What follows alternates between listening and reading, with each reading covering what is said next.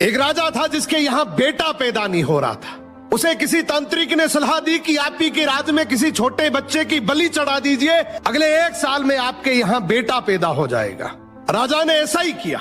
अगले ही दिन ऐलान करवा दिया कि जिस घर से बच्चा दिया जाएगा उस घर को ढेर सारा धन दिया जाएगा।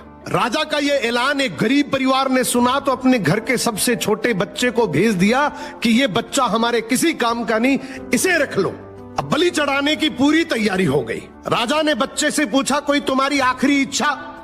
तो बच्चा बोला, मुझे बस थोड़ी सी गिल्ली मिट्टी ला कर दे दो। मिट्टी लाई गई तो उस बच्चे ने उस मिट्टी से छोटे छोटे 4 मकान बनाए और उसके बाद एक एक करके 3 मकानों को लात मारकर गिरा दिया, एक को रहने दिया और उसके सामने हाथ जोड़कर दुआ की और राजा को बोला, अब मेरी बलि चढ़ा दो। ये देखकर राजा को बड़ा अजीब लगा। वो डर सा गया कि शायद बच्चे ने कोई तंत्र विद्या की हो। उसने बच्चे से पूछा, तूने ये क्या किया था? तो बच्चा बोला, पहला मकान गिराया जो मेरे माँ बाप का था, जिन्होंने सिर्फ पैसों के लिए मुझे बेच दिया।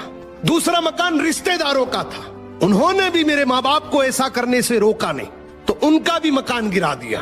तीसरा राजा जी आपका तो काम है लोगों की रक्षा करना, लेकिन आप भी अपने लालच के लिए रक्षक से भक्षक बन गए।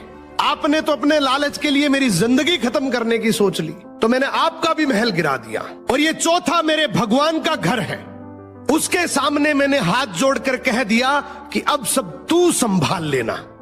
राजा ने बच्चे की बात सुनी तो आंखों में आंसू आ गए और गहराई से सोचा कि किसी हंसती खेलती जिंदगी को खत्म करके मुझे बेटा मिल भी गया तो मेरे किस काम का, क्योंकि मेरे राज में न्याय की भूल हो सकती है लेकिन उस ऊपर वाले की डायरी में गलती की कोई गुंजाइश नहीं है।